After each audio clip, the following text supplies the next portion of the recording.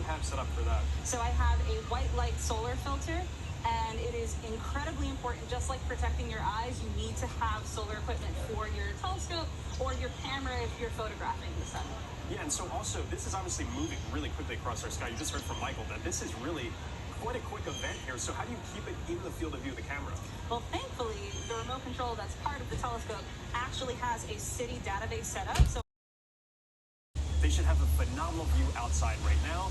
And I'm actually joined by a outside though, we have a solar eclipse phenomenal view for us all morning with her telescope. This is Pat Roche. Thank you so much for joining us today. Thank you so much for having me. This is so exciting.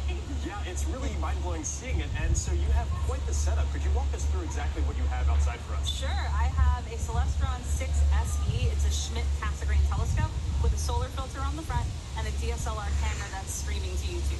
And so a Schmidt-Cassegrain telescope is a bit of a unique telescope. Usually you think of kind of like a long cylindrical thing, but this concentrates the image in a different way, right? Attached to the DSLR camera or an eyepiece if you're looking at it. So a pretty complex process. And also you have to have special protection for the telescope itself because you're used to looking at a pretty dim object. Let's look at the solar eclipse. October 2023, Little Rock, Arkansas. And here are the way the sun shapes are coming through like a pinhole camera through my pergola leaves. And how it responds to the sun. So really understanding kind of that sun-earth connection. We can do lunar science as well. And of course, solar science, learning more about the sun. Very awesome. And yes, so you can see it's already moving very quickly towards us. And if you're gonna look at the solar eclipse, of course, be sure to wear your eclipse glasses. So eclipses are touching Earth science, planetary science, sun science. Everything incredible. And NASA's studying it all. Yes, exactly. We take advantage of that, for sure. Absolutely. I mean, spectacular sight, spectacular science. Yeah. So, folks, we have James standing by at our eclipse desk with a telescope operator who's going to show us the next city experiencing annularity. James, how are things looking?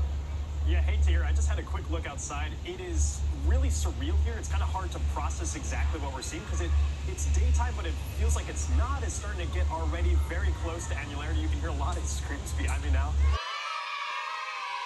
Revealing details they normally can't detect. Want to learn more? Follow Do NASA Science on X and Facebook to see how you can get involved in NASA Citizen Science.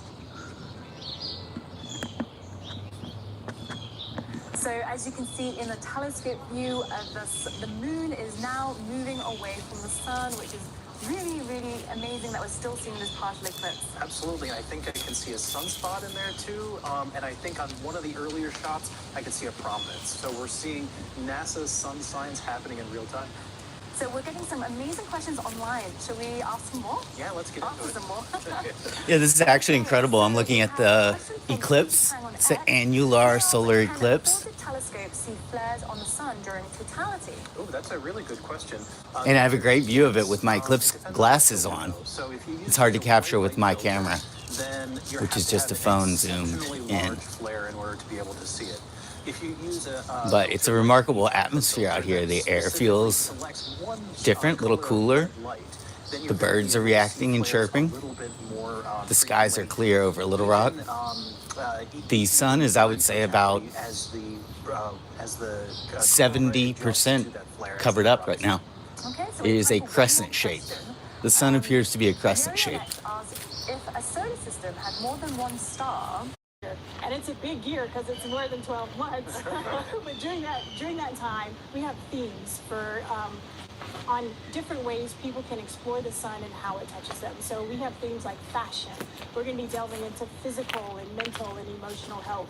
The sun touches us in so many ways besides. And then we have missions. In just a couple weeks, we have our AWE mission that is launching, and it's going to be the first space weather station on ISS. And we are so excited. You have no idea. It doesn't matter what race you are, what ethnicity, what culture, religion, whether you live in a rural community, urban community, it doesn't matter. The sun touches us all.